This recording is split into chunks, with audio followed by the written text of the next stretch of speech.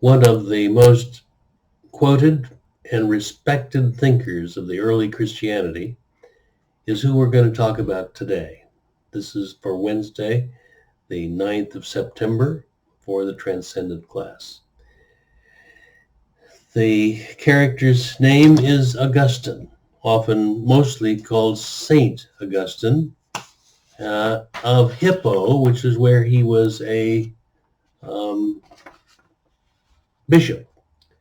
This is one of the icons of Augustine, showing him as a black man. He was originally from an area close to Carthage in North Africa, and he was of the most probably of the area that had Berbers, the particular ethnic group of North Africa, still around, still lots of Berbers around. And I found, you might want to look them up, but I found this picture of a young 21st century Berber. This is what they look like. So it's not a stretch, it's not a fiction to imagine that Augustine was black. He lived in and around Carthage in what is now Libya, and combination somewhere between Libya and Algeria. A little strut of land that pokes out just north of the continent of Africa, and it's not very far away from Rome, from Italy, which of course sticks down from Europe into the Mediterranean, and it's just a short distance comparatively across the Mediterranean from there.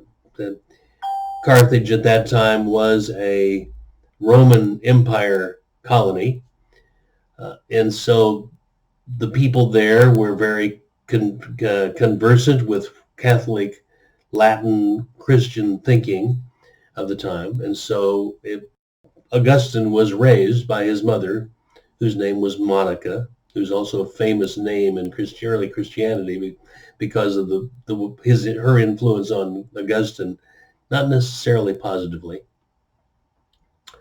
Need to say, pronunciation.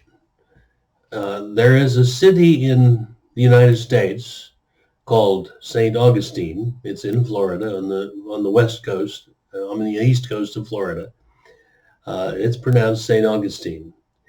The saint, the early Christian thinker, bishop, and very influential person, his name is pronounced Augustine.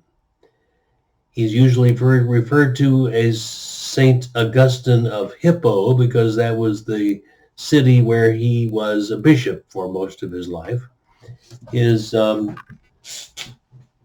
dates were 357 to 430. What was it? To 434 of the Common Era.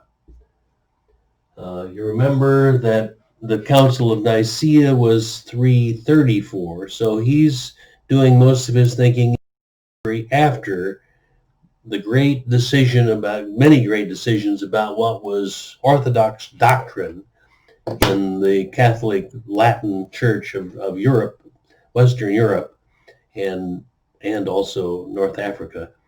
But that's still in conversation. It's still relatively new for that time.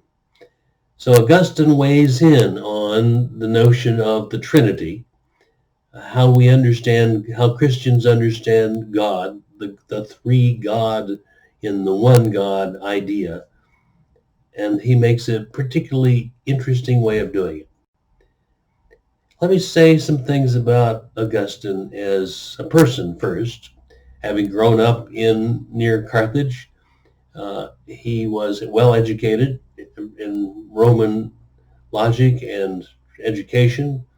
He took a great interest in academics and studied to become a rhetorician, rhetoric, which is about the science of making speeches. It's still practiced as a discipline in universities around the world today.